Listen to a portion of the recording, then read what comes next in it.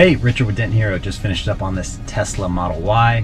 So got lucky on this one. The dent was in the perfect spot underneath the handle, below the body line.